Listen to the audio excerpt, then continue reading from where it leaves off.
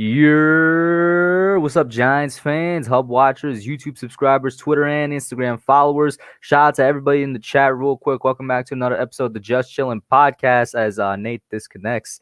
He'll be back in soon, I assume.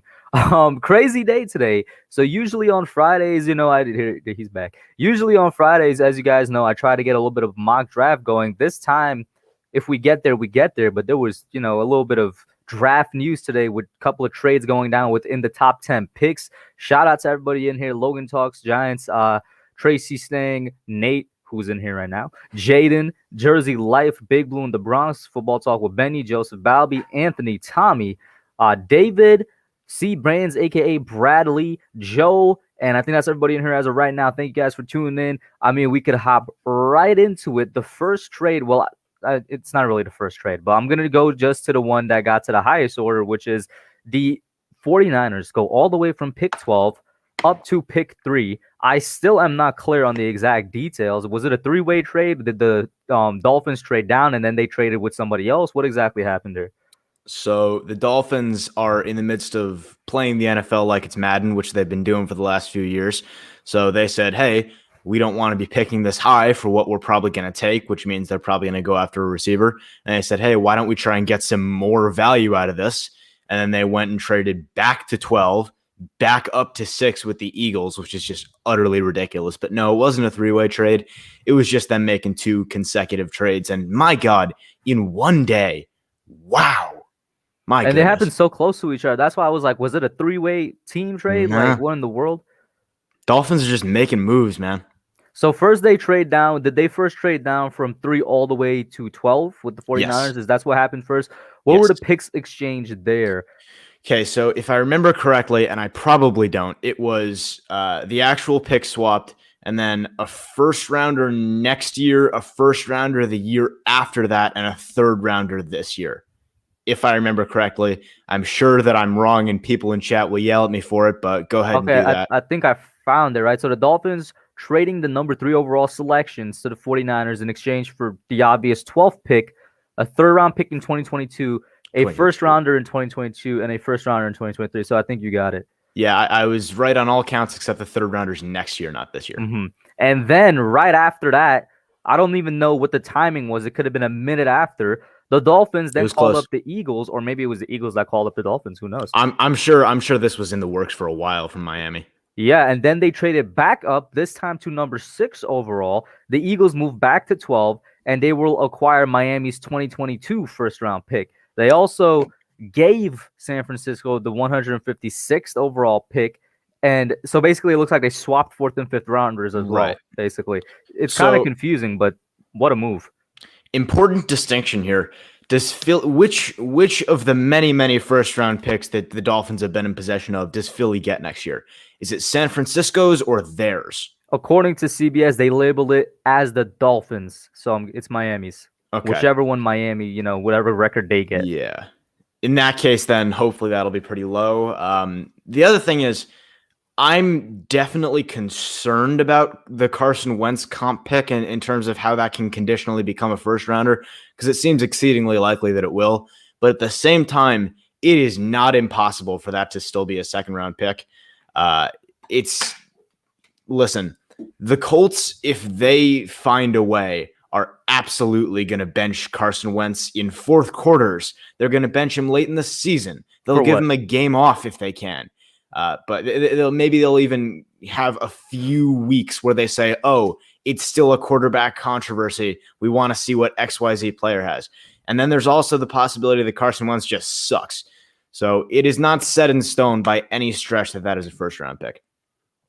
Okay. So, I mean, I'm just surprised. Like you said, they've been playing the league like it's Madden. Shout out to Watergate Anonymous in here. Absolutely.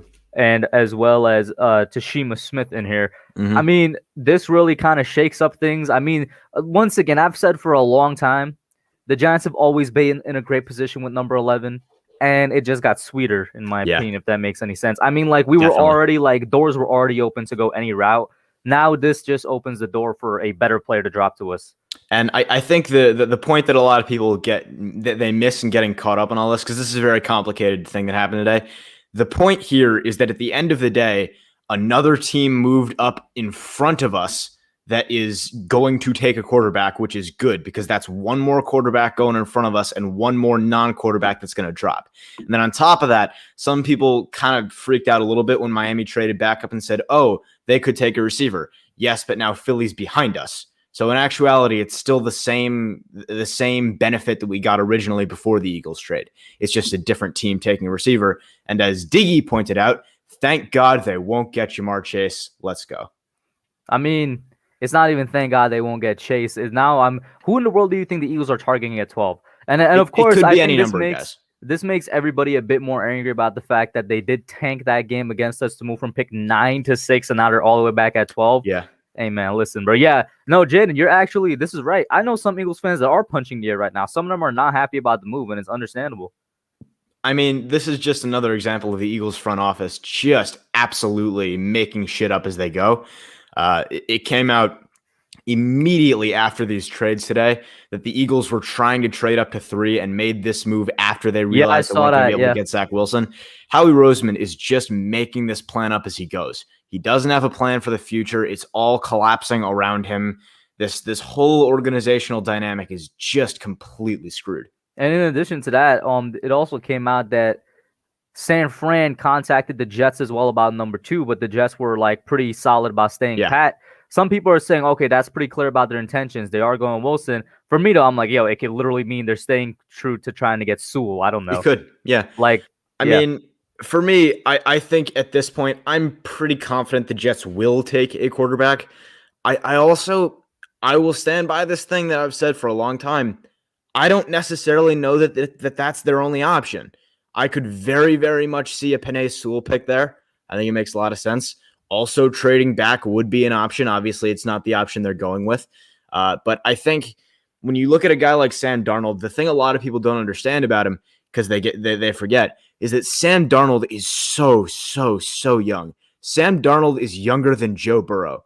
There is still plenty of time for a good coaching staff and a good roster around him to save his career. It's still very possible. What I am going to say is, while I agree with you, it's like, who has the patience for it? Sure. Which team? Yeah, I mean, that's very fair. The thing is just that if the Jets decided they wanted to go in that direction, that's a very viable option. And at that point, it's kind of just how much do you like Penei Sewell? Personally, I think whenever I picked Penei Sewell to the Jets in a mock draft, inevitably I got the same comments, which is they already have Mekhi Becton. Who's at the right side? Yeah. Whatever will they do with Penei Sewell and Mekhi Becton as their tackles, or whatever will they do with Penei Sewell as an offensive guard? I mean, it's moronic, honestly. And by the way, Patrick, here you go. There you go, man. And AJ Marshall in the chat as well. He says, I think the Jets are going to trade Sam Darnold. He needs a change of scenery. Yeah, it's possible. And we've always said this. I mean, at least most of us believe they're going to take a QB, including myself. But now that I think about it, I'm like, all right, they're going to get rid of Sam Darnold, but who's trading? Yeah, I mean, I think that's part of what we talked about before the whole offseason got moving into gear, because my God, it's been insane. I said for a while that last year's quarterback carousel was crazy, but it wasn't going to be the same as this year. This year's quarterback carousel may not have the same names moving around. There wasn't a Tom Brady no longer in New England or a Phillip Rivers no longer in Los Angeles, San Diego, unfortunately, whatever. But just so many quarterbacks are going to be changing places now. And Sam Darnold probably was going to be one of them from the rip. Obviously, there was a chance that they do what I thought they should and stick with him for a little bit longer, try and build up a team. But at this point, it does look like he's going to be traded. And sometimes guys just need a change of scenery. You see it in all sports. You see it with all different positions. Sometimes it's just not working out somewhere, and it's best to move on. So we talked about Darnold a little bit. Well, actually, I mean, the only team that I could see realistically trading for him, I don't know, guys, hear me out here. What if Pittsburgh trades for him? It's definitely a possibility to consider. I mean, obviously, Dwayne Haskins was never going to work out. That just, God. And the thing about Pittsburgh to me is I just can't get another one popped in my head. Raiders as well could probably make a move. The thing about Pittsburgh to me is I just can't get a grip on where they're going as an organization. I mean, they made the decision to trot Big Ben's corpse back out onto the field another year. They lost most of their offensive line's strength and that that big power unit that they've had for so long. They got to rebuild that core. The defense is great, but they're rapidly wasting it. And they have all sorts of weapons, but the weapons can't get their heads out of their asses and just play football. So I think it's just tough to see where the Steelers team is going. It's a team that doesn't really have a sense of direction. There doesn't feel like there's a plan. There doesn't feel like there's that same culture you expect from Pittsburgh. It feels like that's sort of been swallowed up by the receiver drama that there's been for so many years. And by the way, my God, we have to check Heinz Field for radiation poisoning because, Jesus, these receivers, the cancer, it's unreal. Yeah, I mean, I think it all started with AB, but now people are saying, what if Juju was the worst one all along? And yeah, by the way, thank you for reminding me, Jaden. The Ravens did sign Sam Watkins for 1 year. I still think they're in the market for a wide receiver within the first two. Big time. But I mean, how much do you think this helps out Lamar? I mean, Watkins, to be fair, he's a good receiver, but he also has his issues. Yeah, on the field. Watkins. Sorry, go ahead. No, it was just like on the field. I didn't mean to say like off the field issues. Yeah. Sammy Watkins is a decent receiver, but he's very much a complimentary option. Mm-hmm. He's also not what most Ravens fans have been clamoring for, which is a big receiver, a big target for Lamar. They want something that he desperately needs. Right, yeah. So I think when you look at what Sammy Watkins does for this offense, can he help out? Yeah, sure. Can he be a perfect replacement for Willie Snead, who they just lost? Absolutely. But do they still 110% need to go out and get that big number one receiver? Yes, they do. Look for them to address it in the draft. I mean, look for them to try and trade for somebody even possibly. There's a lot of ways they could go to look for that wide receiver one, but they're going to have to do some searching. Lamar is a guy who, if you watch him play, all of the talent is there. Obviously, as a runner, he's got everything figured out. But as a passer, all of the talent is there. He's got a massive arm. He's got all the arm talent you could ask for, but he's so raw. And we all know, we've seen it in very recent history with guys like Josh Allen. The best thing for a raw passer to help his development is a great receiver to complement him. So the Ravens got to get that done sooner than later in my mind.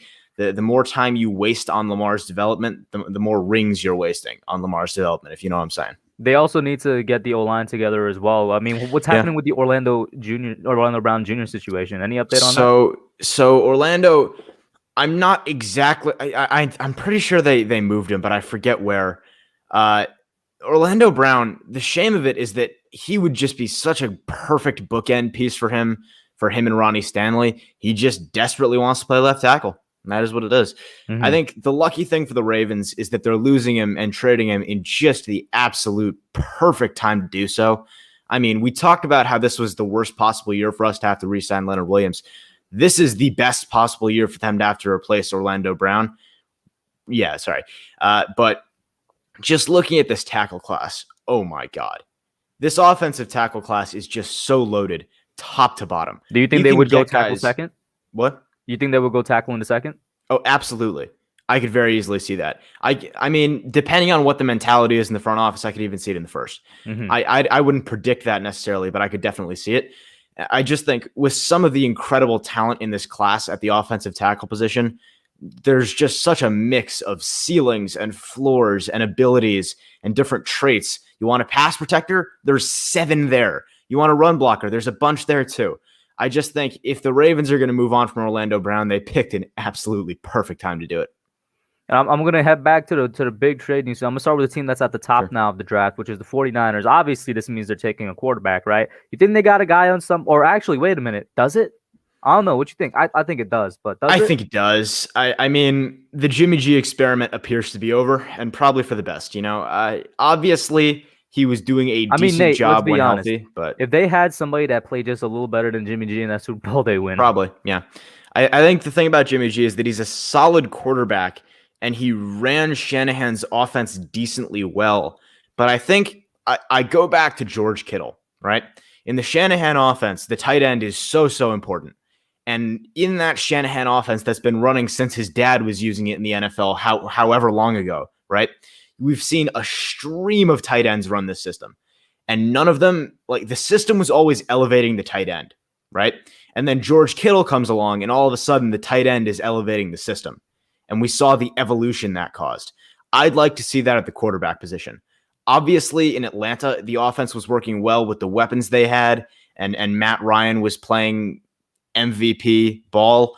But I would just love to see the George Kittle at quarterback type thing. Have a guy come in at 3, whether it's Fields, whether it's Wilson. Hopefully they'll hit, and hopefully they can just take that offense to a new level, because the 49ers, they are looking good if they can just get their players on the field. If they can avoid the injury bug once again and they can get that quarterback position solidified. Do you think Justin Fields would work there? Because that's who I think is going to go third. I can definitely see it working. I think he 100% has the athleticism to make it work. The question for me is, do I think he can get the mental aspect of it down and run all the intricacies of the Shanahan offense? Because, my God, it is a subtle offense. And I'm just... Would you be surprised? I'm going to ask this right now. Would you be surprised if they take Lance over Fields at 3? I'd be surprised, but I wouldn't be shocked. Mm-hmm. But that goes back to what I'm saying with Fields. I think for me, I just see Fields as a stage 4 case of Ohio State quarterbackitis.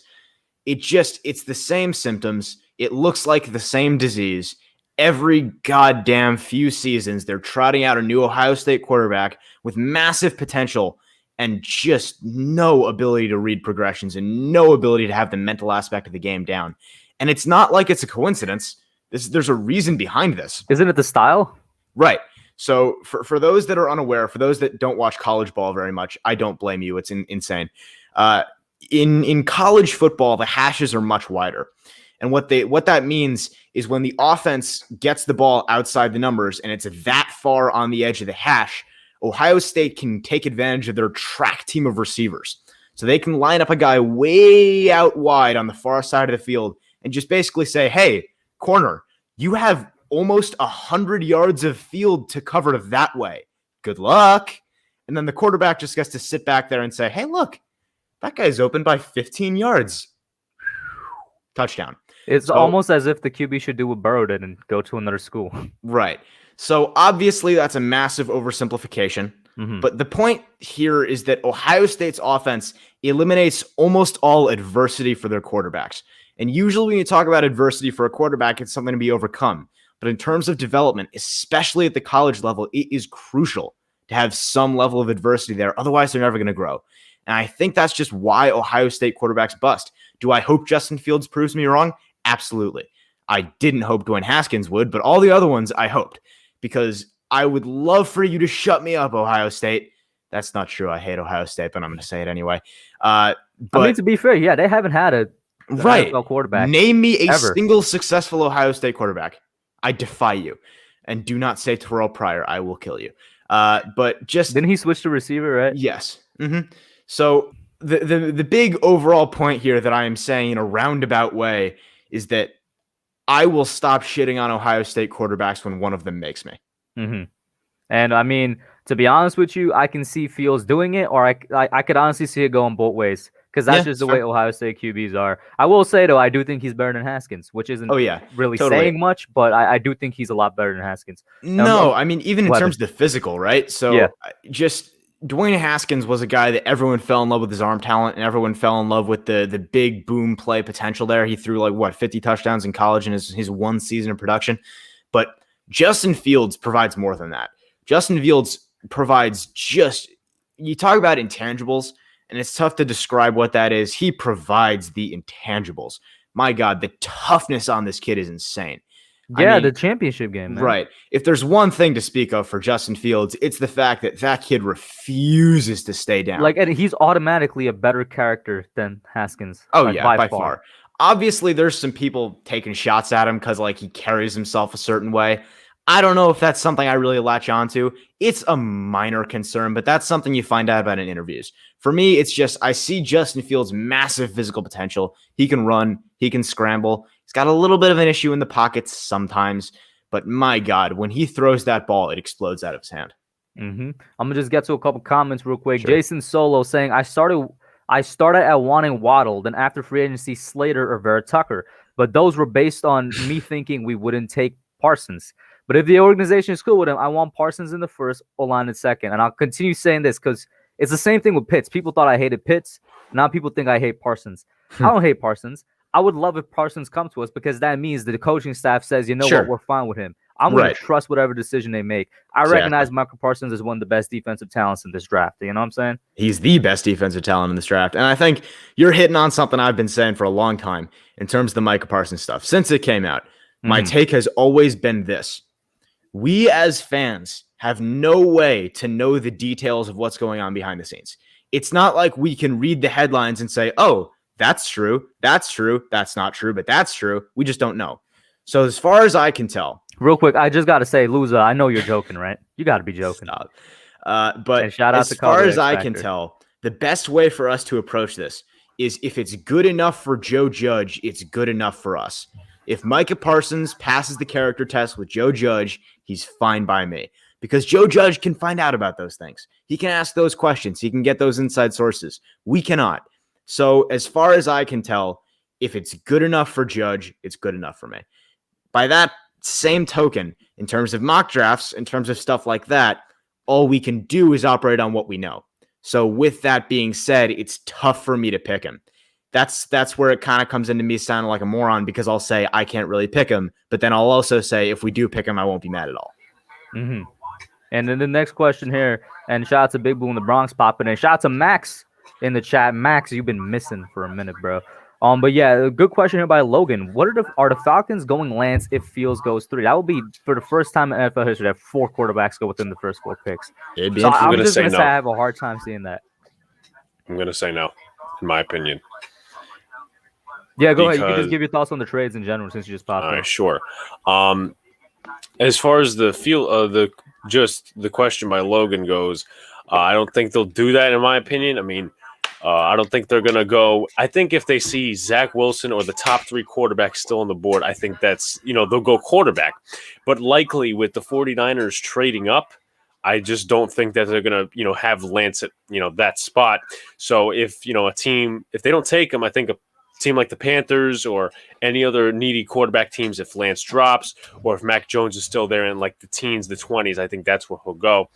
Sure. Impressive trade up by San Francisco today. I really think, well, obviously now they're in the quarterback market.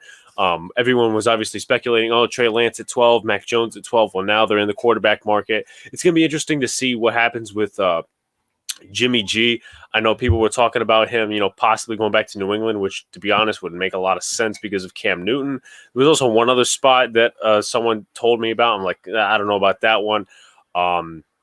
But it just seems that like the Eagles and their tank in the last game didn't make any sense now because of the trade. Exactly what I said. Yo, that's why I'm like, the Eagles could go and just dig a hole and disappear for the rest of eternity. So I think to touch on the Eagles thing, because I didn't talk much about this, and I will get to the Trey Lance thing and give my take on that. But in terms of the Eagles thing, I think if you just completely ignore the fact that it's a disgrace to the game in every way, and you completely ignore how morally bankrupt that organization is and always has been, and you just look at it purely from a strategic angle, right? And you just look at it from how it benefited their organization long-term. The move initially benefited their organization long-term. And I think it's fair to say that they 110% mishandled this whole damn thing, as Howie Roseman is prone to do. But let's not pretend that they are still not in a much, much, much better spot than they would have been if they had beaten the Redskins in that game. Excuse me, Washington football team in that game. Force of habit. But if you look at where they would have been and where they are now, they wouldn't have been in a position to make any trade, and they would have been 3 spots higher than they are right now. So I think it is impossible to argue that they aren't better off where they are currently than where they would have been. So that's my take on the Eagles thing. I think it's disgusting. I always have. It is what it is at this point. But talk about Trey Lance real quick. I am a person, in terms of the Falcons, right? I think it could happen. It wouldn't be what I did with that pick personally, but that's less because of the strategic aspect of it, because I think quarterback at 4 for the Falcons makes a whole lot of sense, and more because of my personal standing on Trey Lance. I am not a fan of Trey Lance, and a lot of people for a long, long time kept hyping this man through the roof, and I turned on the tape, and I just wasn't a big fan of what I saw. Obviously, he has plenty of arm talent, but it's just not what I'd heard. I'd heard things about, oh my God, he's like Josh Allen. And I turn on the tape and I see him underthrowing deep routes. I'm just not all that impressed by him as a prospect. I think he certainly has potential. He's got plenty of NFL-sized arm. He's got mobility, athleticism. He's not a runner either. A lot of people love to say he's a runner. He is not that quick. We'll see what he runs in a 40 potentially if he does. But straight line speed, remember, is not the same for a quarterback. They don't get in the open for straight line speed very often. The Daniel Jones 80 yards trip and fall is not what you see very commonly. More often when you're looking for an NFL quarterback's speed, you're talking about agility. And I don't see a whole lot of agility in Trey Lance's game. So I think Trey Lance is overhyped to me. Still a good quarterback prospect. Also concerning he had one good year of production, which is becoming a trend with these draft prospects. But overall, not a fan of his. Don't think he's worth the 4th overall pick. If I'm the Falcons and those top 3 quarterbacks go off the board, I'm looking to trade back. Yeah, a couple things. Shout out to Authentic in the chat. Josh Valencia, the Miami Dolphins fan. He's very happy now. The Eagles got the 12th pick, and his Dolphins are still with the 6th. So I'm actually interested on what Josh thinks they're going to do, because O-line is still very much a thing there. Could be anything. Like Rashawn is still going to be there if Penny goes to like the Cincinnati Bengals. Or if they take Slater Penny's there. Yeah, and I was going to say, like, does this move for the Dolphins kind of confirm that they're going to go weapon, probably wide receiver with Chase? Like, what do you guys think? And by the way, I think if you got time, I did send the link to you on Twitter. Oh, yeah, he just responded. Yeah. Go ahead. Nate, you want to go? Oh, I was going to let you go first, but sure. For me, I got to stop saying these same 3 phrases before I start talking. It's for me in terms of and all that kind of stuff. I don't know why. But the Dolphins, I think, could just do absolutely anything with this pick. The Dolphins are playing the NFL like it's Madden right now. They're playing fantasy football with these draft picks, and my God, if it isn't working. I didn't even know the name of the Dolphins general manager this morning, but holy crap, is he making moves? I mean, my God, so many draft picks. Look at what he got in the end out of Laramie Tunsil. This is just, it's like he's taking advantage of the rest of the general managers as if they're first-time fantasy football owners. It's unbelievable to watch the Dolphins make these moves. And before any of this happened, they still by far had the brightest future in the league. And now it is even brighter. All the picks and all the talent. And if Tua can figure out how to throw a football, it's lethal. The AFC East is stacked except for the Jets. The Bills have that dynamic offense coming back. Josh Allen coming in for an encore, trying to win an MVP, chase something like that. The defense should be improved with some better play in the linebacking core. I should say more consistent play in the linebacking core with less injuries. And my God, the Patriots loading up this free agency. The Dolphins, the Patriots, the Bills, it could be anybody. Yeah, I'll kind of go off what Nate said a little bit, but also form my own opinion here. But real quickly, I saw Logan and some other guys were bringing up Bengal. To be honest with you, I didn't hear of Bengal till like 2 weeks ago, and it took me about 20 minutes in his live stream to find out he was a depressed Giants fan. To be honest with you, I'm like, that's just who he is. I'm like, wait, this guy's a Giants fan? So I guess it doesn't surprise me. For what everybody's saying in the chat that, Giants should go QB, whether it's Fields or whoever's there. But nonetheless, I don't know. And listen, this is just my opinion. Could it be mocking the Patriots offense or what they're doing now? I just don't think.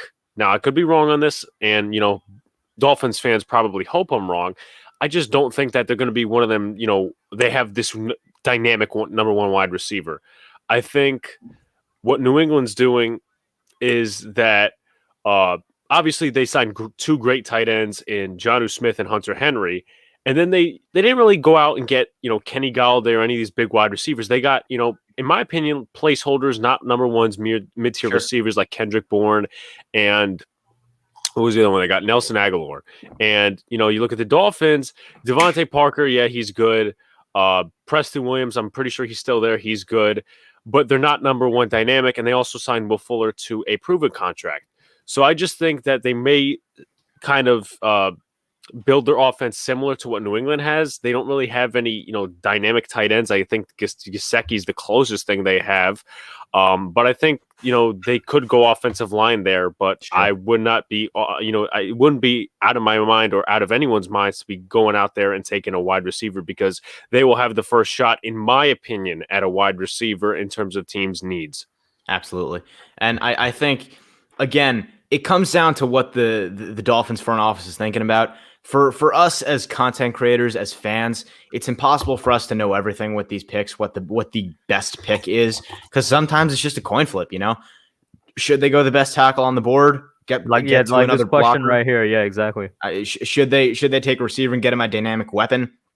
Personally, I've been harping on this since the beginning of draft season. I love Jalen Waddle as a fit to the Dolphins. Shout out to Engraven in the chat. And I said this in chat, bro. I just got a shout out from Engraven. I'm going places.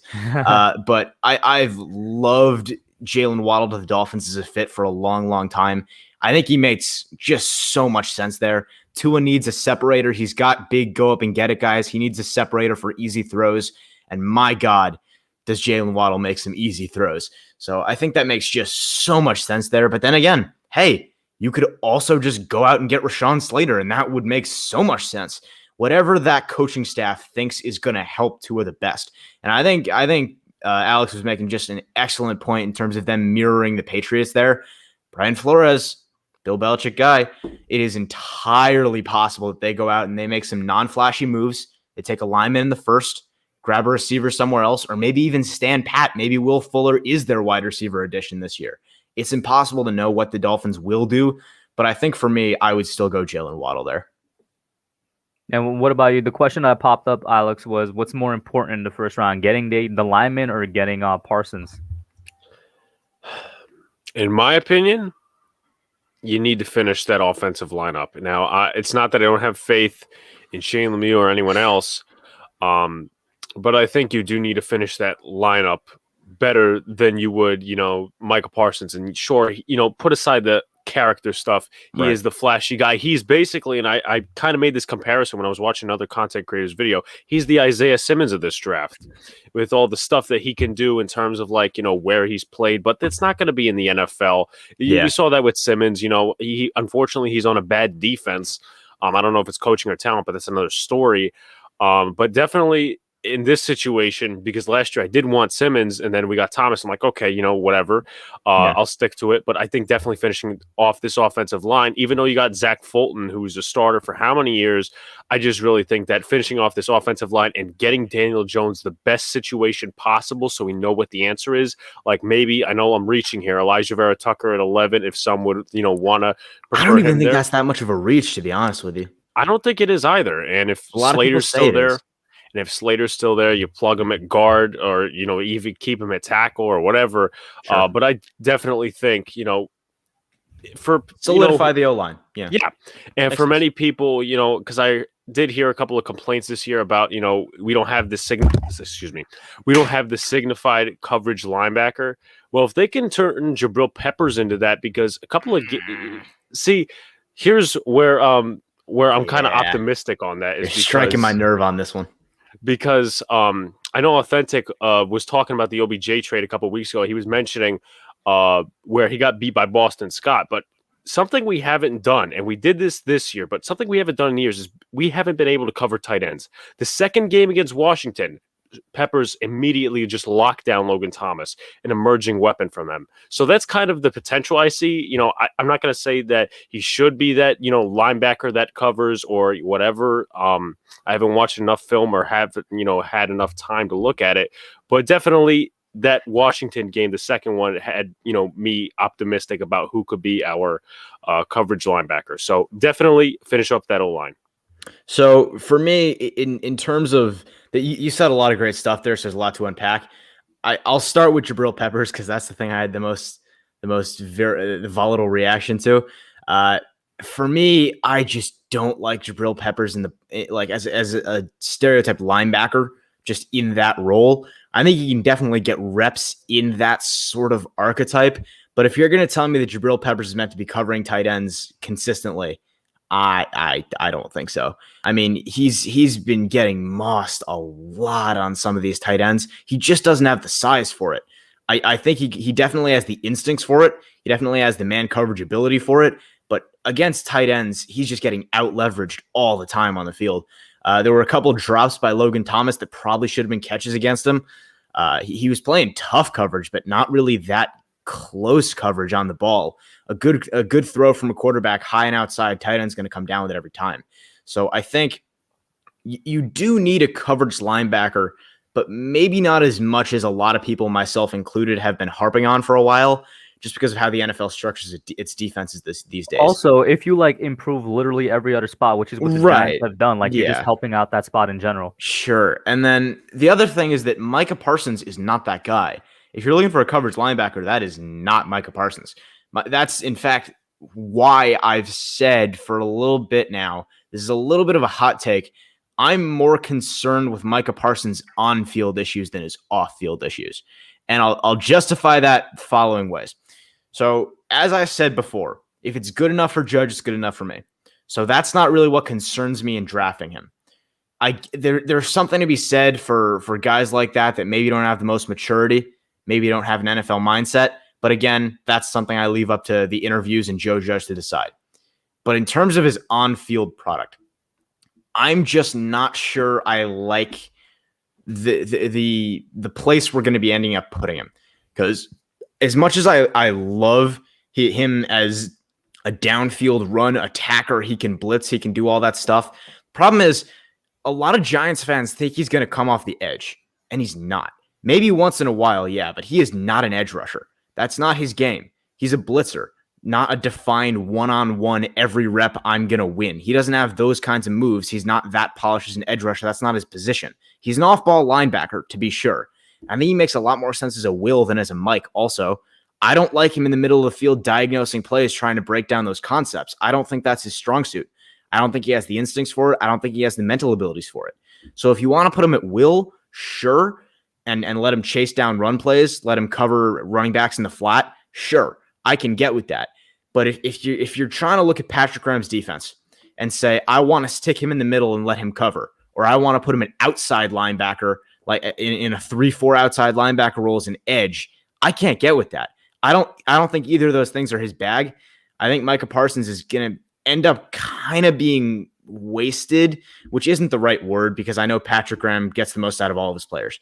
But I think his skill set is honestly a little bit of a tweener, not to the extent of Isaiah Simmons, which we talked about before, because Isaiah Simmons, my God, he was good at a few things and then wasn't good at enough at all of them to be one position, if that makes sense.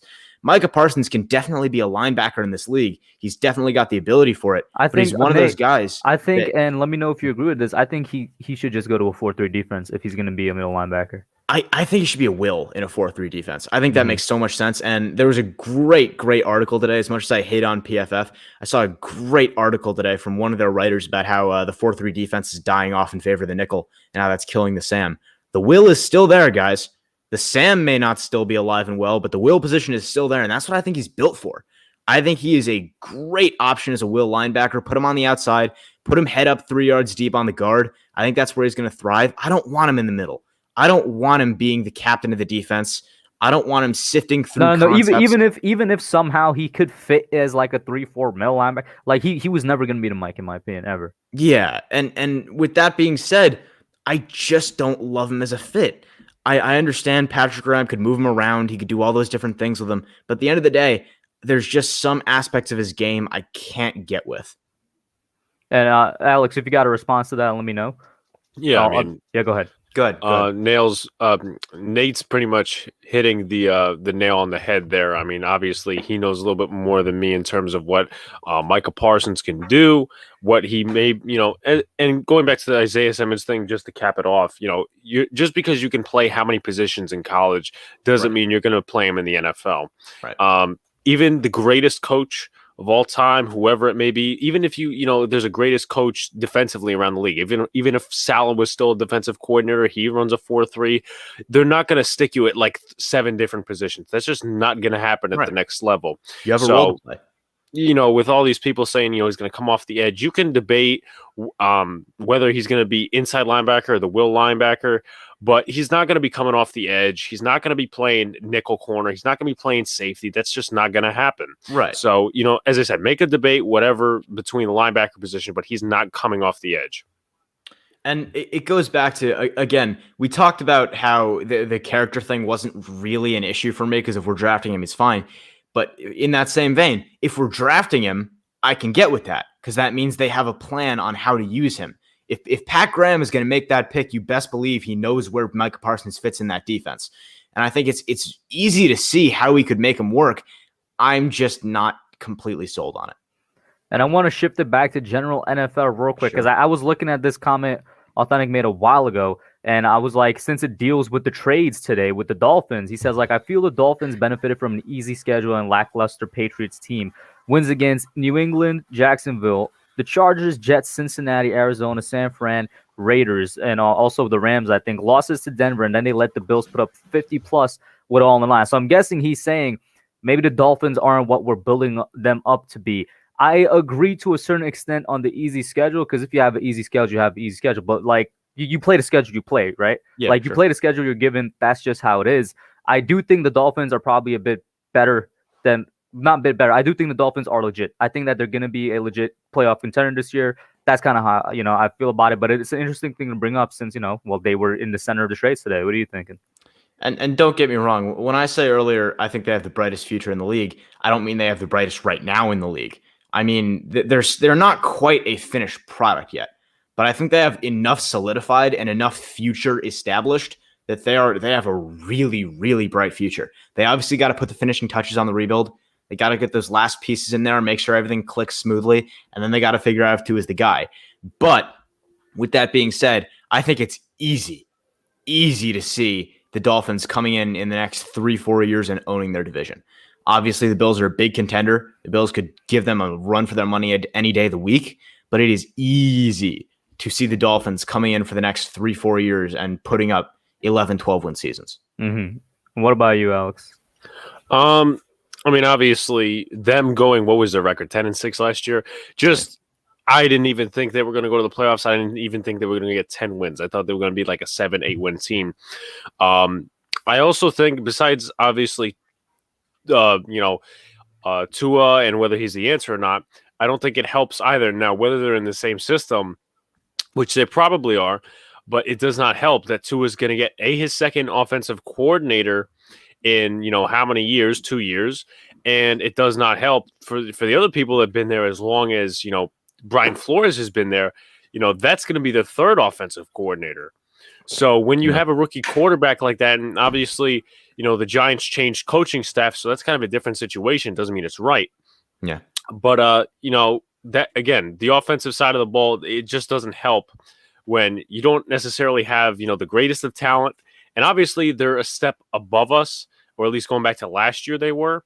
But when you don't have the greatest talent in the world, and then you're switching offensive coordinators left and right, it just doesn't make a lot of sense. I don't know who their offensive coordinator is now. I know Chan Gailey was last year, but it's going to be interesting to see how they compete in this division. Now, one question: did they give up the 19th pick or whatever? Excuse me, it was like the 17th, 18th. No, they still got the 18th. They still got it. Okay, so that's very key for them. I mean, if they if Sewell or Slater, and by the way, them. on the offensive coordinator thing, as of right now, they have co-offensive coordinators in Eric Studsville and George Godsey. Yeah. I didn't even know that could be a thing, co-offensive coordinator. Oh, it is. It's very common in college. Well, that's the key sign of, hey, we don't know what we're doing. But yeah, Dolphins obviously got to get a lot of things figured out on the offense. And Authentic was hitting the nail on the head when he said they have some moves to make left. Mm-hmm. And I really want to clarify, I am not saying they are a win now team, because you want to see the wins keep going up, obviously, but they are not a contend for the Super Bowl right now at this moment thing. The nice thing about them having so much future built up is they're extending that window. That window is just getting wider and wider and wider. Usually the Super Bowl window for a team gets narrower and narrower and narrower. No. Dolphins are opening that window up. They've got so many picks and so much space to work with. They can do so much over the next few years. And I think the best thing about that flexibility is that as things work and don't work, they can diagnose, pivot, make a better move, and figure it out immediately. They don't have to be weighed down by cap problems and not having draft capital. They can pretty easily and swiftly pivot from mistake to correct answer. And wow, that's a good question. And let interesting. me pull up the Dolphins 2021 opponents before I even try to because that's a good question. I'm gonna keep it real with you. Let me see their 2021 opponents. So, and by the way, Mo, I'm sorry, I'm not going to say her name right. Mo Esso said something earlier when he said when he watched Devin White in college, his instincts popped off the screen. You don't get that with Micah Parsons, and he's absolutely right. He is absolutely right on that one. Why in the world can't I find the 2021 opponents anywhere? One thing to point out, obviously this 17-game season is almost announced, and if I'm wrong, it's probably announced. If I'm not mistaken, with the 17-game season, we would be facing the Dolphins again. Yeah, we are. Yeah, we're that would be East. So here you go, guys. Here's the 2021 opponents. There you go. For the Dolphins. We could all just kind of go ahead and go through and say what we think because we're on the topic. So. All right, are they getting swept by the Bills or are they going to split with the Bills? First off. I mean, first off, it's nice that just immediately first reaction, they have Jacksonville as basically a bye week in between their two Bills games, and they're getting Buffalo out of the way early in the season. No, it's date to be announced, bro. Date to be announced. Oh, sorry. I'm reading it like a college schedule. College announces their schedules and dates way earlier.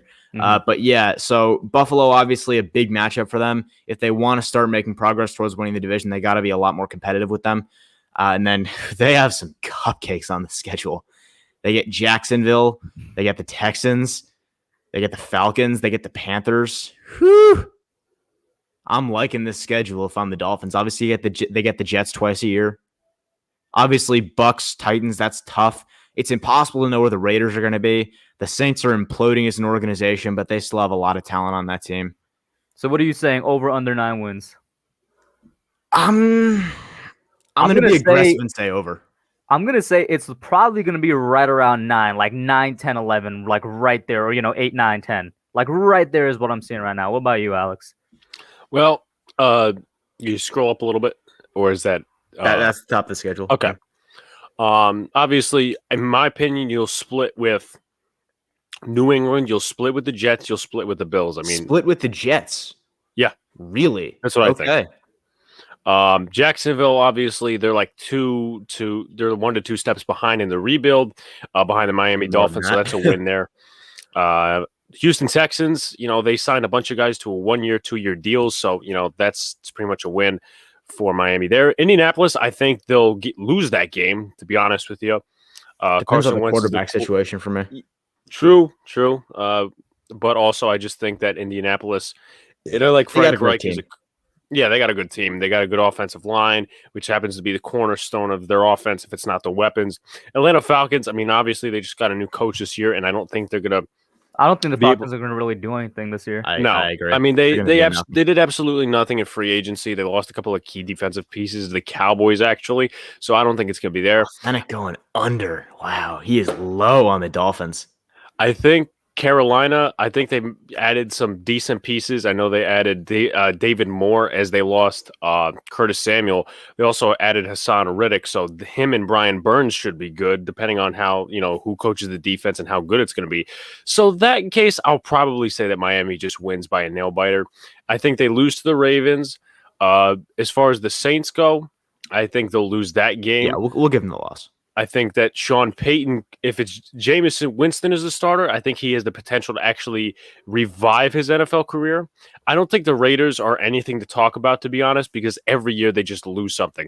Last year, they didn't have a good defense. The year before, obviously due to coaching and talent. Now they have 3 missing offensive line pieces, and you go out in free agency and you sign a running back. Doesn't make any sense. So there, I'm going to say that's a win for Miami once again. As far as Tampa Bay goes, I think they'll lose there. Yeah, and Tennessee, I'm going to say they win. Really? Because in my opinion, they lost Corey Davis, but they got AJ Brown, they got Derrick Henry, and I made a hot take that they could be, in my opinion, between 4 and 7 wins this year. Whoa, 4-7. I'm sorry. That's just the way I am. Hot Because take. I think, did they fire their defensive coordinator or they didn't? Because I if they mean, they kept the should've. same defensive coordinator, you lost Malcolm Butler. As you know, whether they play good or not, you lost Malcolm Butler and you replaced him with Janoris Jenkins. You lost Adoree Jackson. You lost Desmond King, which was a key piece that you kind of ruined because his stats totally imploded once he got traded over there. You don't have much of a pass rush right now. You have Bud Dupree, but he's coming off an ACL injury. He's not even going to play for the first however many weeks. Exactly. Because he had it late in the season, that happened. But him, Harold Landry are basically the pass rush. Jadeveon Clowney wasn't resigned, but I just don't think that defensive pieces on that side of the ball. I think they're going to need to go into the draft and really impress me. Otherwise, I stick with my hot take. I'm sorry. And Fair. real quick, Alex, I just want to say, to get back to the Dolphins, how many wins were you seeing? You kind of listed it off, but give me a number or a range. I want to say with this schedule, I'm probably going to say I'm going to be honest, 9 to 13 wins over here. So wow. I'm going to go with the over. Big range. All right, so I'm not going to take up quite as much time here, which is abnormal for me, but let me just go through one by one here. I'll say lost week 1 to Buffalo, win week 1 Jacksonville, win again Buffalo, so they split with the Bills. I'll say win against Patriots, win against Jets, win against Texans, loss against Colts, win against Falcons, win against Panthers, loss against Ravens, loss against Patriots, loss against Saints, win against Jets. I have them sweeping the Jets. I'm going to say win against Raiders because that defense is just horrifically terrible. And I don't love what they're doing with their wide receiver core. And then I'll say loss against Bucks. And I'm going to say loss against Titans. I'm not that low on them. So if we go back through, go to top schedule for me, please. That gives us 0-1, 1-1, 2-1, 3-1, 4-1, 5-1, 5-2, 6-2, 7-2. Scroll for me. 7-3, 7-4, 7-5, 8-5, 9-5, 9-6, 9-7. So I guess I'm under then. Yeah, I was saying my range is very small, 8 to 10 wins. So I'm gonna stick with 8 to 10 wins. I'm not really gonna go through it because I mean, in some ways this is kind of an easy schedule. When you look at teams like Falcons, Carolina, and the Jets, it's a very wide range of difficulty in this schedule. I will say, though, Joseph's saying he's excited for the Dolphins. They've been bad for a long time. Miami's going to be a hot place to play. Authentic is so low on them. He says 9 losses. Bucks, Saints, Titans. Swept by Patriots by 2. Ravens, Bills by 2, and Colts. I'm not that far off from them, though. Somehow. I'm not that far off from them. I mean, I said they wouldn't get swept by the Patriots or Bills, but other than that, that's pretty much what I said. Yeah, I mean, damn. Now, this is the thing, right? Because I feel like it's going to hinge on this. And this is a question that, honestly, last year I didn't think I was going to ask because of how much they wanted this man. But what do you guys think about Tua? I think Tua had a bad start. Let's be honest. He definitely got off on the wrong foot. The question is, how is he going to bounce back from that? And how is the team going to help him bounce back from that? It's pretty easy to tell coming out of college with a guy like him that he's not, he doesn't have, I'd say, I hesitate to say this, but I don't think he has the talent to be a do-it-himself quarterback. He needs the support system around him. And he wasn't really provided that in Miami this year. First off, they were kind of in and out with him. They were hot and cold, which isn't ever great, but they wanted to win games, so I can't fault them for that. But for me, I just think Tua needs a certain set of things. He needs the right system for him to play in. He needs sort of a dink and dunk, make a dink and dunk, quick read, right read type system, West Coast style type thing. He needs separating receivers, which the Dolphins just did not have last year. Hopefully Will Fuller can be that for them. Again, I love Jalen Waddle as a pick for them at 6 now. He needs a good, solid offensive line in front of him. He needs a pocket. He can scramble, but it is not his strong suit. He is more of a pocket passer than anything. I just don't think he was provided with enough of those things to succeed last year. Is it entirely possible that it's just rookie struggles? Definitely. That is very clearly a possibility. But also, I kind of need to see the Dolphins do more for him if a guy like Tua is going to succeed. I'll kind of carry off what Nate said. I definitely think they need to kind of have a better situation with him. And the fact that they were flip-flopping plays with his confidence. And I just don't think that's an ideal situation in that case. He's going to have a second offensive coordinator. And, even if the system's the same, two different play callers, two different styles of play calling. It's a whole new animal. This is a whole new animal. And also, in my opinion, honestly, I think with pulling Tua as many times as they did last year for Fitzpatrick, like the game against the Raiders, in my opinion, I honestly think that Flores was trying to win games. And when you have a rookie quarterback, it's very tough to do. Yeah. Now, I'm going to make a comparison, but it's two different situations, of course. You look at 2018 with Sam Darnold. Todd Bowles was on the hot seat for sure. And, again, different situation, but Todd Bowles was trying to win games while his offensive coaching staff was trying to develop Sam Darnold. Now, obviously, what happened with Sam Darnold is a different story. But I think what would have went better for Tua last year and the future of the Dolphins on the offensive side is if they would have stuck to one game plan. Sure. Because once again, pulling Tua as many times plays with the confidence, and it's not really consistency. So in that situation, in my opinion, I would have said, let's develop the quarterback and let's get his rookie struggles out now. And the next year, he'll be better with, whatever. So that's just kind of my take on the Dolphins, the whole Tua situation. And I should say, I think it's fair to say they would have eked out at least a couple of more wins of their schedule if they had consistent quarterback play this last year. And that is exactly why, and this is kind of a weird step away in this conversation, that is exactly why I say I want a team like, say, the Falcons to draft a quarterback now. Because when you have this timetable, right, of a rebuild, if that rebuild is going correctly, you want your quarterback to be able to step in immediately once that roster's built up and have success immediately and take that team as far as they can, as much as they can on their rookie deal. So you can still build up that roster while you have a cheap quarterback. So with that being said, if the Dolphins had managed to get Tua maybe a year before, which is obviously fantasy land, I'm not trying to suggest anything real here, but if they had been able to get Tua a year before and let him ride the bench and do what they were doing this year, but last year, and then build up the roster and then have all this progress and let Tua step in as a more experienced player, as a guy with maybe a little more confidence, maybe a little better feel for the roster, maybe a little feel for the NFL, stuff like that, I think they would have had a lot better results. So with that being said, teams like the Falcons, who are not going to compete this year, but if the rebuild goes well, could be competing a couple of years down the line, should be taking a quarterback now at the best opportunity. What up, Miz? Thank you for tuning in, man. MVP of the call-in show. Yeah, he was on. He was.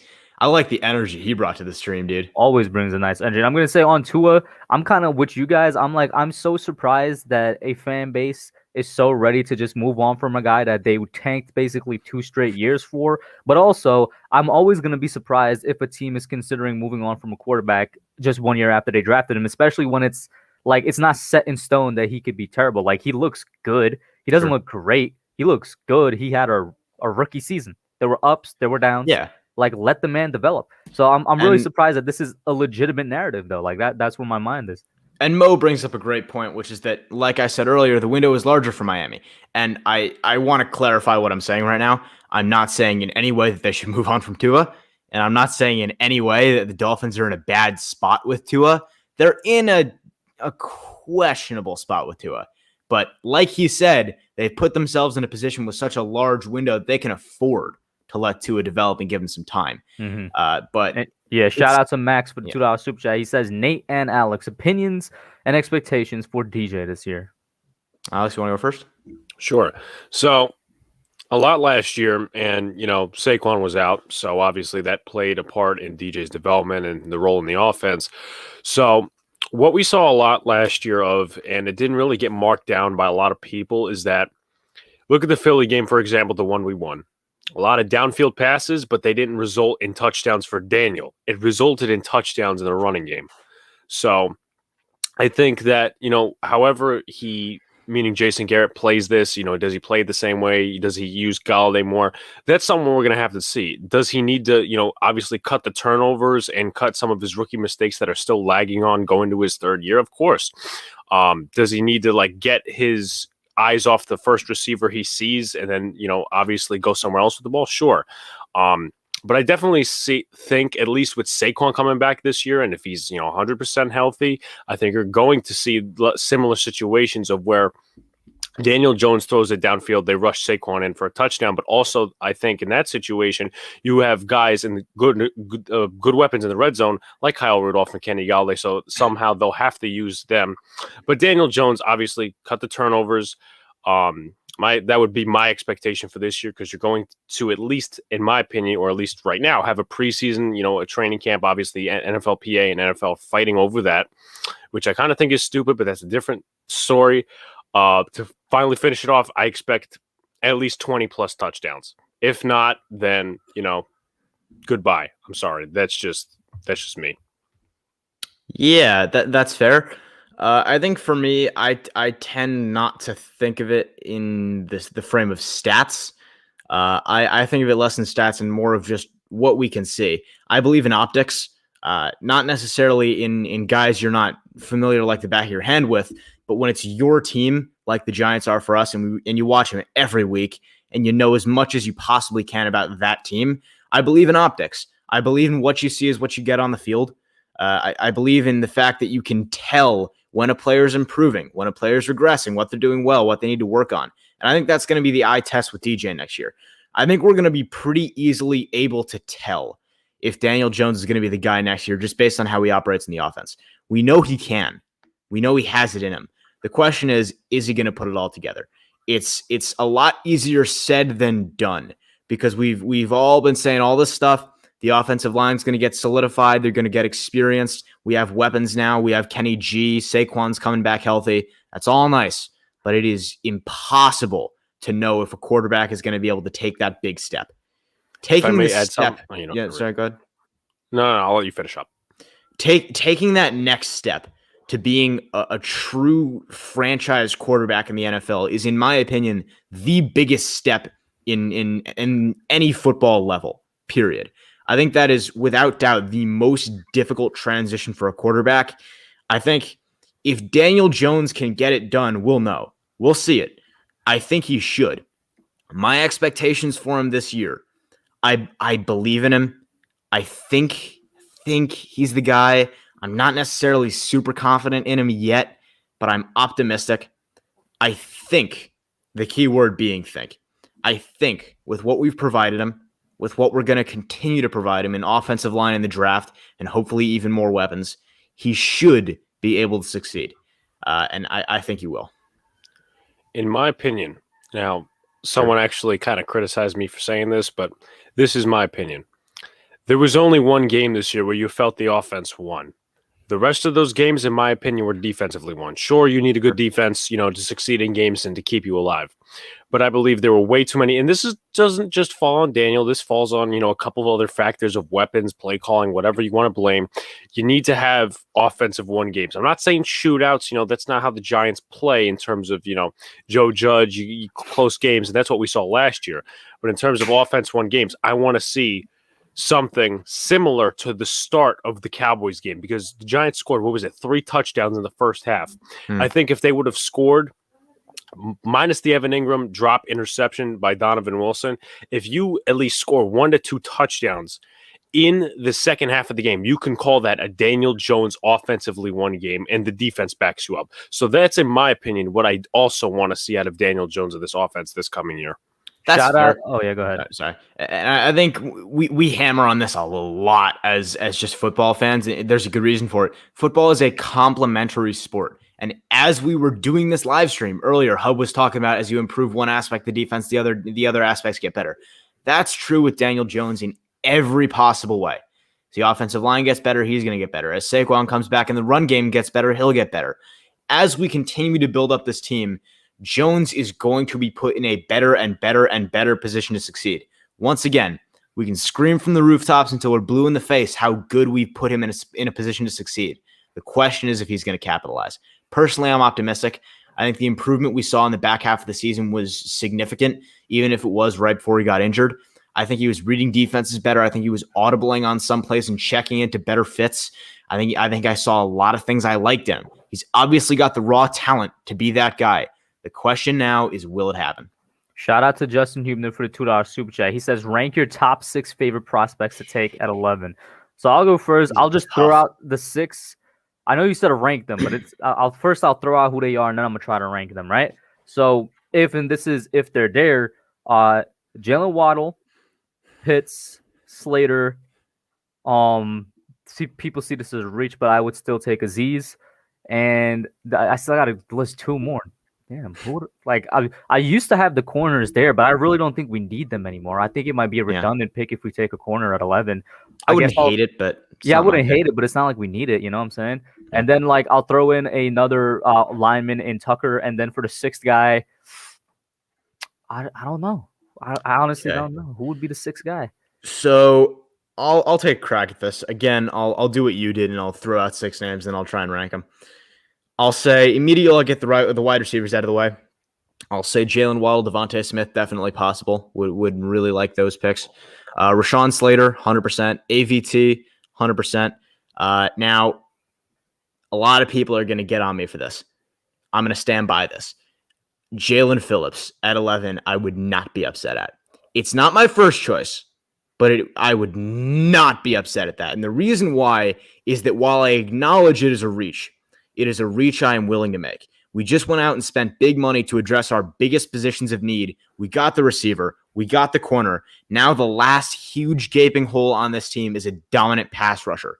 And Jalen Phillips is the only guy in this draft, in my opinion, that is a dominant edge rusher. I understand concussion history is startling. I get that. I get why that devalues him out of the first round for most people.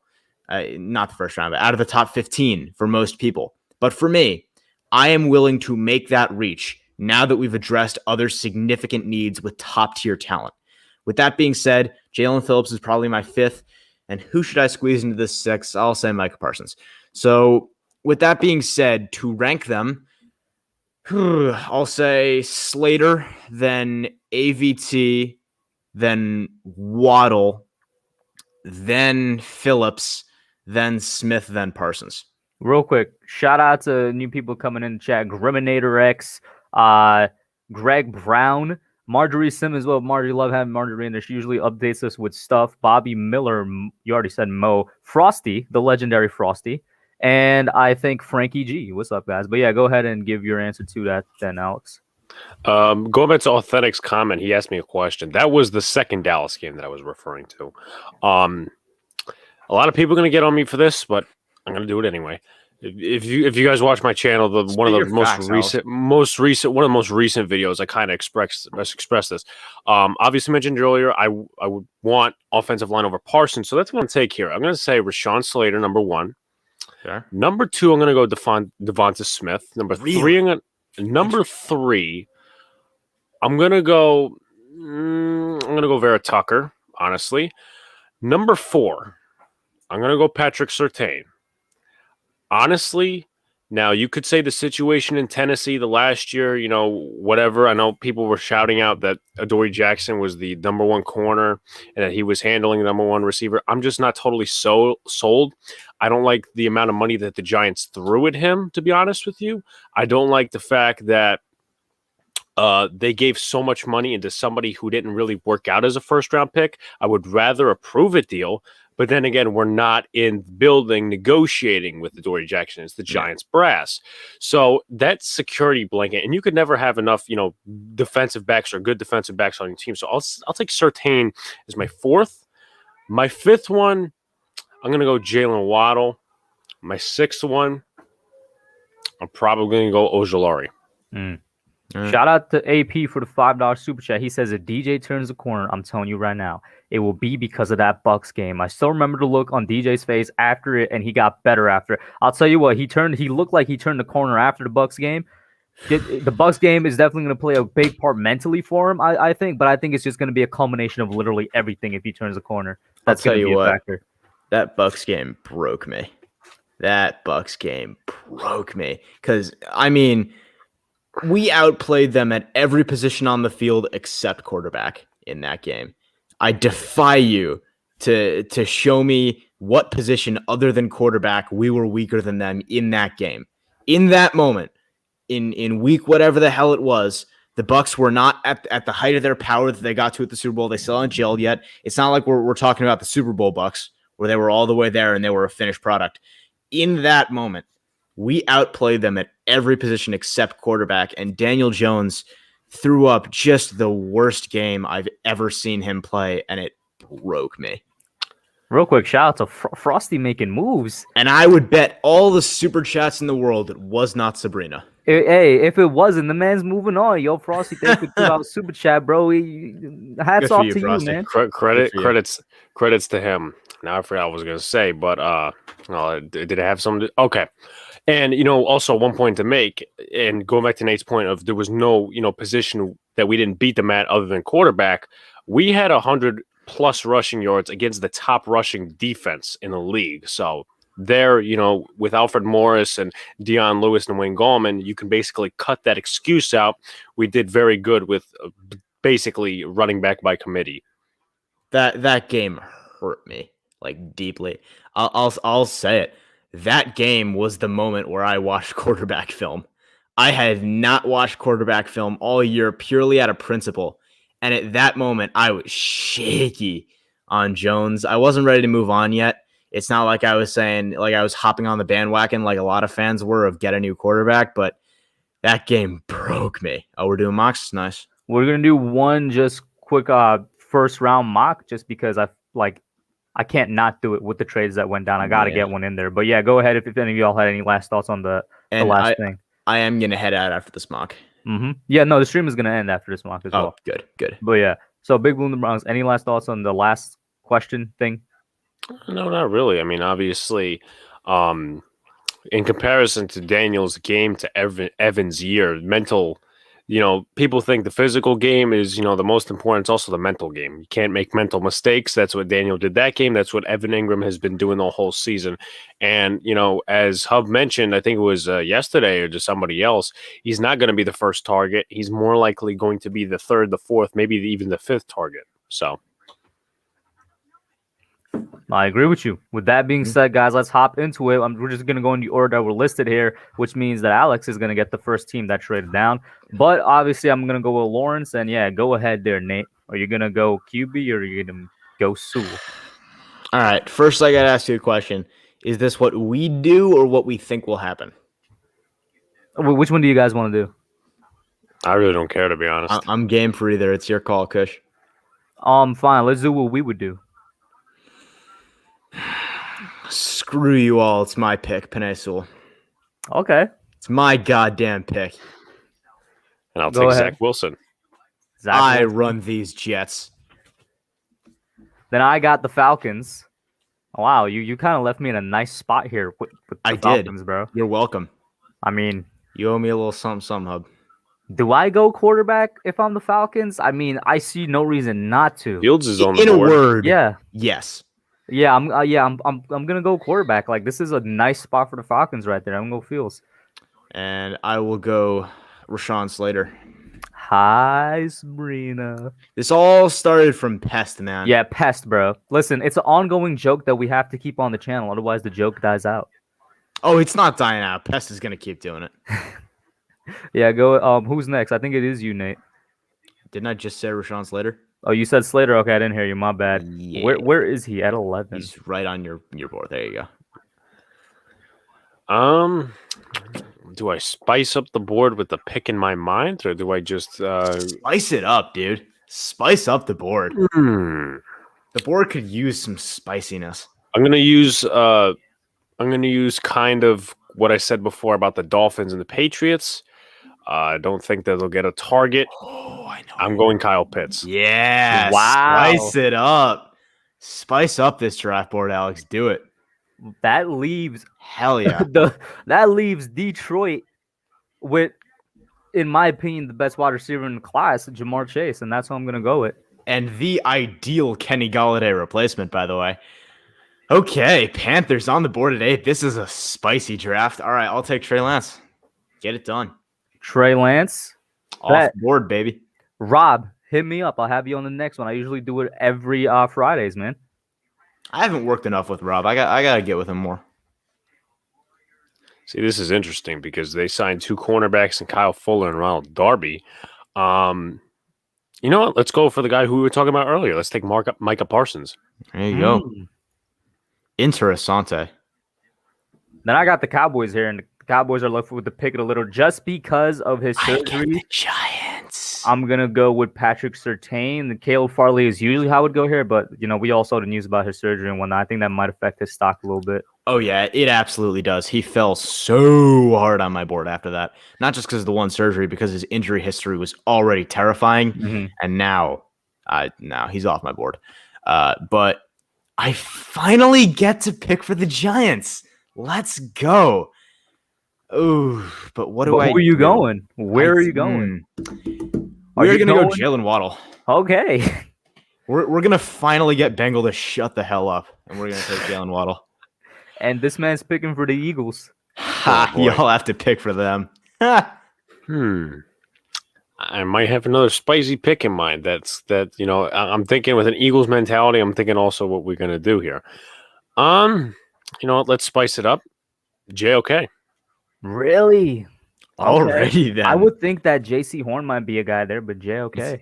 It's a little high for Horn, but it's possible. We are cooking with gas on this mock draft, bro. We are, and I'm going to bring it right back down to earth with a normal pick with Darisaw. It has to be. That is the easiest match to see besides Lawrence and Jags. And with this, how do I always get the Vikings? I never know what to do with them. You just took JOK from me. That's usually where I go with this pick. A question mark? Yeah, that's a good idea. Quiddy pay off the board. Thank you for that, Alex. I appreciate the help. No problem. Let's go back to all. Now you got the pets. Let's take another Alabama guy, Devonta Smith. Oh, I thought he was about to say Mac Jones, bro. Thank God. Devontae should not be there at 15. That's crazy. I just realized. You can take me. But hold on. Let's slow our roll, guys. For those in chat that are certain about whatever is happening with these wide receivers, I said it for months and months and months before the season even ended that 3 receivers would not go off the board. It's never going to happen. And look at what happened today. Another possible receiver team behind us. It is not going to happen. And this is the obvious pick now, Kush. Oh, yeah. Oh, I got it. Okay, yeah, for sure. Yeah, this is J.C. Horn. Slam dunk. Okay. I'm going to make this is the gray area between what I do and what I think will happen, because I kind of want to make the most Raiders pick ever here. I think I know what you mean by that. Greg Rousseau off the board. The Raiders-ish pick ever. They replaced Clelin Ferrell, the former 4th overall pick. Hell yeah. The Raiders-iest pick ever. Let's go. Most John Gruden, Mike Mayock pick ever. I'm taking AVT at 18. Yeah. Hell yeah. I can go with that. For that. And I'm going to go with a spicy one here, and one that I think would be really good if they get it, and that would be quarterback Mac Jones to Washington. Okay. They got Allen Robinson back, so they're not taking Bateman. Let's go Christian Barmore. Replace Akeem Hicks. Let's see. I don't know who their top rusher is now because Houston's in free agency. This is interesting. Really interesting. I'm going to take Rashad Bateman. Rashad Bateman. All right. I can go with that pick. And now I'm here with Tennessee. You have 1 pick. Yeah, and there's a guy I've always mocked here. I'm going to continue to do that. That's Azeez Ojulari to Tennessee. There was one option. Jets. I'm back with you guys again, am I? You garbage organization, you. Do I give in to the temptation? Real quick, I do want to say Frosty, chill before the mods time you out, bro. What's Frosty doing in chat? But go ahead. Oh, Frosty. Frosty, what are you doing? Come on, buddy. Yeah, screw. We're having fun. Najee Harris off the board. That's not even fun. I mean, we've mocked him there a lot of times. No, but usually there's not this quality players left. Let's take Sam Cosmi. Hell yeah. Easy pick. Now, what do the Jacksonville Jaguars need? There's 1 pick here, Kush. I'm be honest with you. I don't know who you're referring to. Oh, Kush. Oh. Yeah. I'm not sure who you're referring to. I'm gonna keep it real. I could go O-line. I could go safety. I could go. What else do they need? You said it. I'm gonna go Greg Newsome. I'm kidding. I'm going to trade one more. There we go. You got me there, dude. All right. A few options here. I like a few options here for the Browns. Could be Zaven Collins. Could be Joseph Osai. They could gamble on Caleb Farley. By the way, you guys saw Lattimore got arrested of the Saints? I did, which is absolutely hilarious. I could see this being Nick Bolton even this high. I could see this being Jason Owe. Nah, I'm going to ride with my pick. Nick Bolton off the board. Okay. I'm going to ride with that pick. I am such a big Nick Bolton fan. I have been since like week 2. 60. Don't be concerned. PFN has we know. PFN has Cush's grandmother as the 11th prospect in the draft. Let's be honest here. The reason I brought up Lattimore, by the way, is because I don't know. Depending on how that goes with the Saints, do they take a shot at Farley if he's still there at 20? Maybe. Who the hell knows? The Saints are an enigma right now. But yeah, Alex, you got the Ravens, who we said earlier they could still go receiver. But where are you gonna go?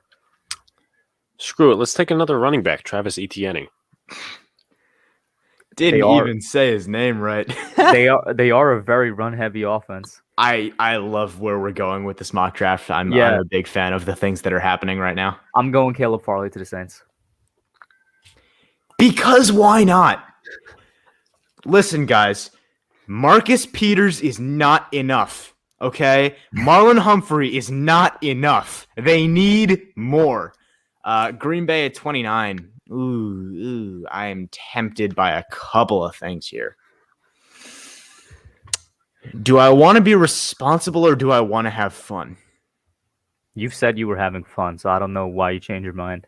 That's a great point, Hub. Thank you for bringing that up. Jason Owe off the board. Nice. Because why not? We're clearly not adhering to the laws of realism. And go ahead there. That's a terrible pick, by the way. I just have to say. That's a disgustingly bad pick, Jason Owe to the Packers. And also, Jaden, yes, I watched the Ravens secondary. I was kidding. Could have taken, what's his face, Zaven Collins there. But anyway, with my final pick of the night, I will take, Giants fans are going to hate me, but I really don't care, Pat Freiermuth. Yeah, I mean, that's just one that makes sense, to be honest. This has to be offensive line somewhere. Yeah, no, I'm definitely looking offensive line. They got Creed Humphrey ranked pretty high. He jumped up the ranks. Yeah, I'm going to go. Did they replace any of their tackles yet? Somebody let me know. They got one guard and one tackle replacement. They need another tackle. Yeah, all right, I'll go Tevin Jenkins. Yeah, there you go. Okay, and I'm back with the Bucks as usual. How do I always get the Bucks? I'm always the last pick. For Zaven Collins. 4 dull lulls. Levante David won't be here much longer. He actually will, but I'm going to pretend he's not. I'm going to have to ask you to please make a difference. That's just one that just doesn't make any sense. Neither does Jason Owe. I'm being ridiculous. Well, I mean, to be fair, I actually can see the Smith guys not being there in a couple of years. I'm going to be honest with you. Yeah, all right. But maybe they have to all right, but a serious pick here. Joseph Osai. Okay. All right. Let him learn behind those veterans on the edge. So I'm going to ask y'all real quick. Do you have time since we kind of blew through that for another one? I do. Yeah, I can make it work. Let's just make this one quick. But we'll since it's select all, and I'm going to quickly, since Rob said he wanted to do one, Rob, if you're still up for it, I'll swing you the link on Twitter right now. So, just pop right in and I'll add you in. We're going super speed right now, though, Rob. You got to be quick. So, with that being said, let's start the draft. And I'm, obviously, I just realized, let me go Trevor Lawrence, Ben. There you go. Fuck you all. It's still Penei Sewell. I will not waver. Yeah, I'm taking Zach Wilson like usual. There you go. And we got a super chat that I got to address. Justin Human for $2 super chat. He says, would you rather have Hernandez or Ben Cleveland at guard? I'd rather have Hernandez and then have Ben Cleveland at the right, if that makes sense. Oh, man. Ben Cleveland is an absolute monster, though. That's actually a difficult decision for me because I love Ben Cleveland, but it's my brain will take precedence, and I'll say Hernandez. And what about you, Alex? Hernandez to start, Cleveland to finish. Okay. Okay. By the way, Hub, you get to choose which path this mock draft goes down, by the way, with this pick. You get to decide if we're going to just bullshit our way through this, if we're really going to For try sure, and be Rob. All realistic. right. So, I mean, honestly, I still think a pick of Fields is realistic, though. I'm be honest with you. Oh, yeah, totally. But you get to decide if we're going off the rails or not. Oh, no, let's do a realistic one, but I'm still Okay, going to sure. go Fields. Sure. Rashawn Slater, please. There you go. Okay, I'm not gonna clown myself this time around. I'm gonna take let's take Jalen Waddle. Yeah, there you go. I love that pick. Not going to clown myself. I'll take considers clowning himself. With the well, yeah, this is still Jamar Chase for me to the Detroit. Sure. And this is still Trey Lance to me. You're up, Alex. Alejandro. Okay, so number 9. Kyle Pitts is still on the board, but that doesn't They make have a lot of Fant. sense. They have Fant. Not necessarily living up to the hype, but then again, I'm not a Broncos fan. Let's take Parsons like we did last time. Sure. Can you guys see Rousseau going to the Broncos? Don't. Yeah, kind of. I can kind of see it, but don't make me see it. Yeah, this is gonna be me again with Surtain. Yeah, sure. You got a different set here, Nate, at 11. I do. I do have a different set here at 11. Ew. Do you perhaps consider going O-line? Do I? I don't know. Well, I'm looking at AVT, Devontae Smith, and Jalen Phillips just because I love them.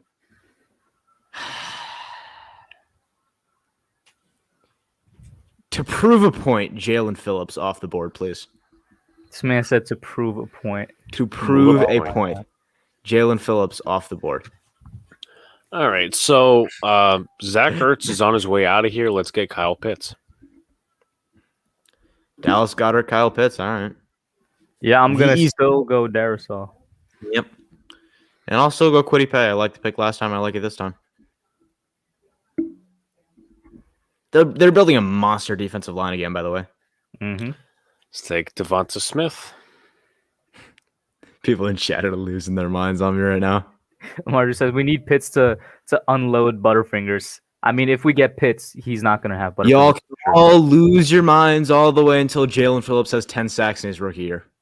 For the sake of having a different one, I'm still going to go corner, but I'll say they take the chance on Farley. Sure. 17, JOK off the board. I love that pick. He wasn't there last time. So We're we high went on live serious to perimeter. the wide receiver. Yeah, I'm still going to go O-line here. I'm not going to go with the Najee Harris stuff. We'll take People are Elijah Vera freaking out. I Tucker. love it. I love this. And I went with Mac Jones last time. I'm not going to go him this time. I'm going to go Rashad Bateman. No, wait. They don't need receiver that much anymore, actually. Yeah. Hey, yo. I'm enjoying this offensive anger linemen? more than I should be right now. Do they still need a guard or a tackle? They could use it, but it's not a desperate need, I wouldn't say. And you know what they definitely need, in my opinion? A middle linebacker. At I'm going to try and go though. I'm going to try and go something different. I don't know about this one. I don't know about this one, I Chief. mean, I'm just saying, man. I've always, because my picks here have always been either Jones or Bateman. Well, Bateman is the move to me. I don't think they need receiver anymore. They low key have a good receiving core now. They kind of do, but Bateman if they need receiver, they're now at the point where they could afford going for a receiver in the second or third. Oh, that's absolutely true. But Bateman is still so tempting. He's definitely tempting, but I mean, I'm gonna let him slide. And yeah, I'm gonna go a little bit more on pop prick. I'm gonna go with they get a linebacker in Zayvon Collins. Wow. All right. Interesting. We'll see how Zayvon Collins adapts to the mic in the NFL. That'll be an interesting transition to watch. And with the 20, now you have the choice of Bateman or somebody else. Well, I'll take J.C. Horn. J.C. Horn, okay. Interesting. I mean, they did lose Kyle Fuller. Big replacement steps right in. Interesting. With the 21st pick, I will take. Let me take Azeez Ojulari. Sorry, Kush. All right. Yeah. They still have a good option on the I board. want to do something so bad right now, bro. It was your choice to be realistic. Ah, You made this bed, lie in it. no. You set the tone. You know what Yeah. I was gonna do? What I were was you gonna gonna be do? like, Nate, can you pick for the Titans? And I was gonna pick for the Jets, bro. You know what I was gonna do? What were you gonna do? I was gonna go Mac Jones to the Jets. You're a terrible person. That would be the. But you're I a am gonna terrible go person. Rashad Bateman here to Tennessee. Yeah, I like that pick. I'm about to do something I hate. I don't Real want to quick. make this mistake. Same, Marjorie, and like Beetlejuice, Evan Ingram is in the chat. I don't want to be the one to make this mistake. I want to let one of y'all make this mistake. I'd call Luca. They Ah. went Penny Sewell with the second pick, by the way. Should I call my brother? I mean, he's right next to me. Yeah, go ahead. Oh yeah, Luca. if you can, absolutely. I'll let him make this pick. All right. Need you for another pick. Get in the camera. Who's available? Let's see. Let me unplug this. All right. So that's your Summon on your board right clone. now. Hi, Nikki. This again, Coach. Nikki the Don't goat, by be the way. best. You went Penny Let's go. Sewell at 2. 2. You can thank Nate for that. Creed Humphrey. Creed Humphreys. Really? Ooh, 2 Interesting. linemen. Okay. Okay. Now it's my All right. pick. The Jets fan has spoken. Let's see. I don't. Running back, yes and no. They need offensive line more than they need running back, though. Yeah. They got Benny Snell there. They got Anthony McFarland. So Anthony McFarland's a great I'm going back. to take Cosme because how many of their tackles went to free agency? Yeah, fair. And Huge. I don't You want to go once again Morgan have one option. I don't want to. Well, Do they need you line? don't have a choice. I'm surprised Jacksonville doesn't need offensive line help. What about defensive they tackle? They do, but you Yeah, don't you know have what? a choice, Listen, Kush. I'm you don't going get Barmore, no. okay? Unacceptable. Go I ahead, you find got this Cleveland. unacceptable. You got I Cleveland. award you no points, and may God have mercy on your soul. Anyone who doesn't get that reference, I'm disappointed in you. At 26, Najee Harris. No, that would be a pick Talk I'd about a make tonight. legit 3-headed monster. Joseph Osai. Surprised the linebacker wasn't taken there. But anyway, Also a big Ravens, name. they could take a running back, but this time I don't think I'm going to do that. They could take a receiver too. I'm going to take. Why do you guys actually want them to take a running back, though? Well, I mean, wouldn't it be a Ravens pick? Wouldn't be a smart pick. Well, this is the Ravens we're talking about, but they have been good in recent years. Whatever. I'm going to take. They lost Judon. They lost Ngakwe. They regained Tyus Bowser, but he's a depth outside linebacker. I'm sorry. I'm going to take Jason Owe. I don't know if I hate that more or less than what I thought you were going to do. You thought he was going to do Rousseau. Yeah.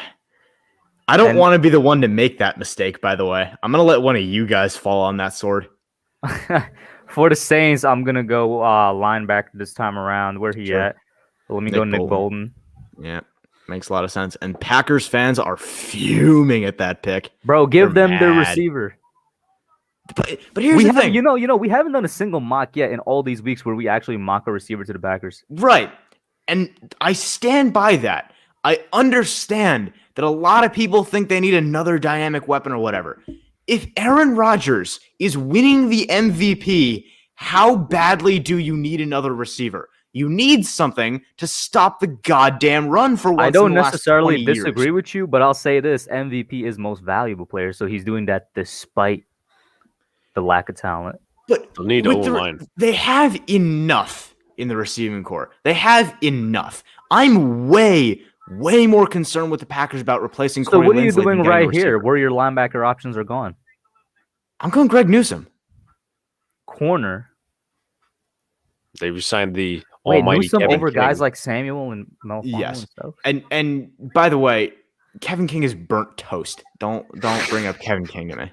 He's walking burnt toast. Some people like burnt toast. But anyway, let's see. Yeah, let's take Najee Harris, 30. I got 31 with the Chiefs. I usually love where that do I Najee usually Harris go pick, with by the the way. Chiefs? I don't remember the last time you picked for the Chiefs. By the way, Was it not the last mock? Was it? Oh yeah, it would have been. What am I saying? I don't remember what you did last time. I think you took a lineman. You took Tevin Jenkins. Oh That's yeah, what because that just makes sense. Yeah, they just need it. So yeah. By that's the just way, comes while in he's handy. making that pick, Alex, I love that Najee Harris pick. That makes a lot of sense. Scroll up for me. By the way, on the Chiefs, I would not be upset if they took a receiver. Not at all. How do I not take Greg Rousseau right now? By not taking him. What is my avenue to not taking Greg Rousseau? I don't know anywhere else. To be fair, they re-signed everybody they needed to re-sign. Right, Honestly, yeah. I think they're the first team since '94 to re-sign all their starters. Scroll for me a little bit. Well, they didn't re-sign AB, which He I'm wasn't not sure if necessarily a anybody's starter. surprised by that. Yeah. Shit. You know what? We're gonna do it. Mac Jones off the board. Tom Brady's Learns replacement in a under couple Tom of years. Brady. Hell yeah. Oh, yeah. that would be hilarious if it happens, bro. Mac Jones at 32. That's the how Bucks. much I don't want to draft Greg Rousseau. That would be absolutely hilarious. But yo, we're gonna end it right there, guys. Shout out to everybody for tuning in. The chat, as usual, was a great addition to the stream. Always Big ups to Nate and Alex for popping on, guys. Thank you guys for being here. Any last thoughts before we close it out? Nate, Thanks for having me on. Always a blast. No problem. thanks for having me on, Kush, once again. I'll probably have a video premiering around 1 o'clock p.m. tomorrow. I won't be there for the premiere because I'll be actually playing a scrimmage game. But I'll be grading the New York Giants offseason. I'm going to record that tonight. Obviously, there. yeah. Obviously, thank you to the ones at my channel for subscribing and stuff. The first actual video non-live stream, well, at least once, the first time in a while, has hit 100 views. So I'm very proud of that. Thank you guys for the ones who have subscribed. So, and real quick, since I did the highs, I'm gonna do the buys. Bye, Marjorie. Yo, blame Pest, bro. Blame Pest. Don't blame me. I see you over there. Yeah, Pest is responsible for your actions. But I'm gonna keep it real though. It's fun to do. Okay. Are you gonna blame Pest for your Twitter actions as well, Kush? No, I take full responsibility for that. But guys, thank you all for tuning in, and we're out.